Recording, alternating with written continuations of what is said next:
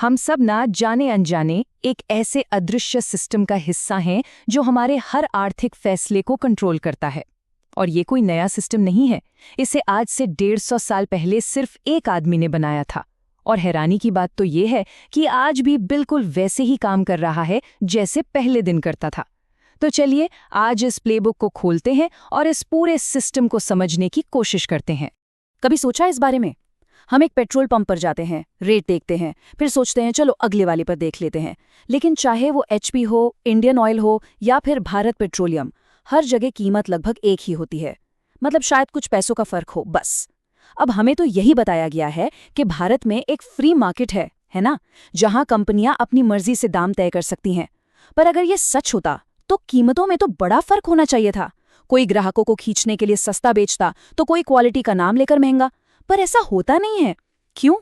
क्योंकि जिसे हम और आप कंपटीशन समझ रहे हैं वो असल में कंपटीशन है ही नहीं, वो एक सिस्टम है। याद है 2016 जब जियो आया था? फ्री कॉल्स, फ्री डेटा, ऐसा लगा था जैसे कोई लॉटरी लग गई हो। पूरा देश मानो पागल हो गया था। हमें लगा कि ये तो एक तोहफा है। लेकिन फिर क्या हुआ? अगले कुछ ही सालों में 10 से ज्यादा टेलीकॉम कंपनियां मार्केट से गायब हो गई और बची सिर्फ 3। एयरसेल, आरकॉम, टेलीनॉर, ये सब बाहर हो गए। वोडाफोन और आइडिया को तो सिर्फ जिंदा रहने के लिए आपस में जुड़ना पड़ा। वो जो फ्री डेटा था ना, वो कोई तोहफा नहीं था, वो कंपटीशन को खत्म करने का एक बहुत बड़ा हथियार था। और पता है, ये जो जियो ने किया ये कोई नई और मॉडर्न चाल बिल्कुल नहीं है। ये तो एक 150 साल पुरानी रणनीति है जिसे इतिहास के सबसे अमीर आदमी ने परफेक्ट किया था। तो मिलिए जॉन डी रॉकफेलर से, इतिहास का सबसे अमीर इंसान। आज के ज़माने के हिसाब से देखें तो उनकी दौलत $400 बिलियन से भी ज़्यादा थी। लेकिन उनकी असली विरासत पैसा नहीं है, बल्कि वो सिस्टम है जो उन्होंने बनाया। रॉकफेलर का दिमाग ना एक बहुत ही अनोखा मिश्रण था। देखिए, उनके पिता एक ठग थे जो नकली दवाइयां बेचा करते थे। उनसे रॉकफेलर ने सीखी क्रूरता और चालाकी। वहीं दूसरी तरफ उनकी माँ एक बहुत ही धार्मिक महिला थीं और उनसे रॉकफेलर को ये विश्वास मिला कि वो जो कुछ भी कर रहे हैं वो असल में भगवान की मर्जी है।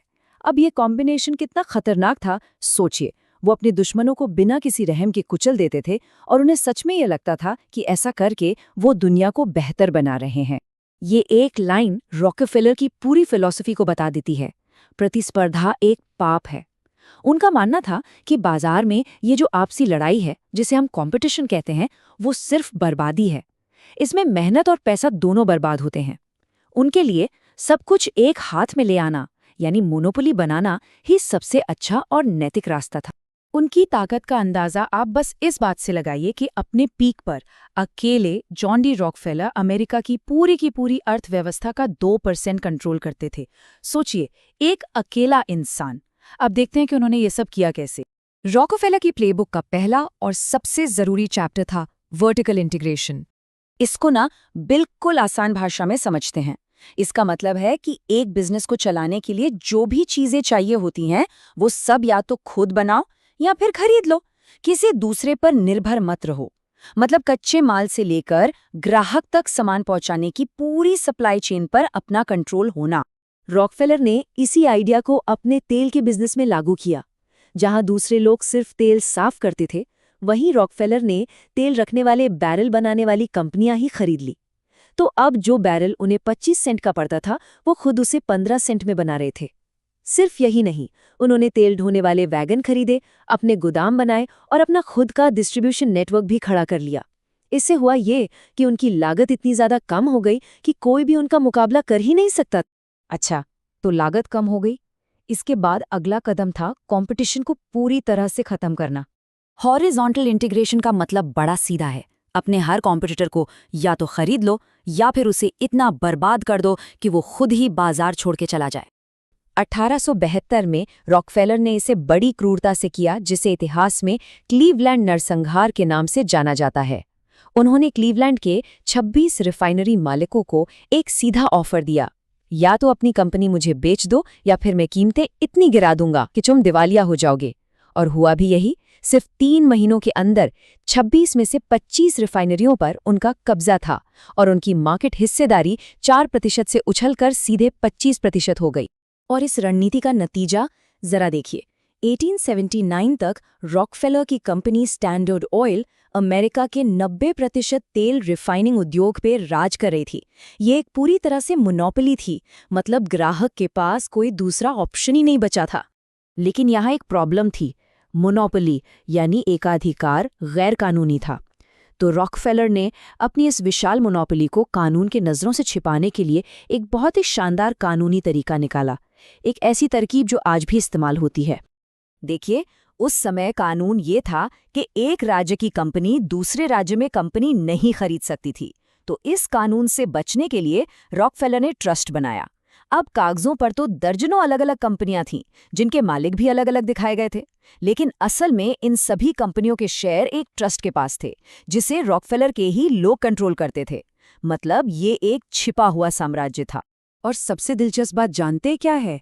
रॉकफेलर का ये 1882 का ट्रस्ट का आइडिया ही आज की मॉडर्न होल्डिंग कंपनी का बेस है। जी हाँ, अल्फाबेट जो गूगल और यूट्यूब की मालिक है, मेटा जो फेसबुक और इंस्टाग्राम की मालिक है, और भारत में टाटा सन्स, ये सभी उसी पुराने स्ट्रक्चर पर काम करती हैं।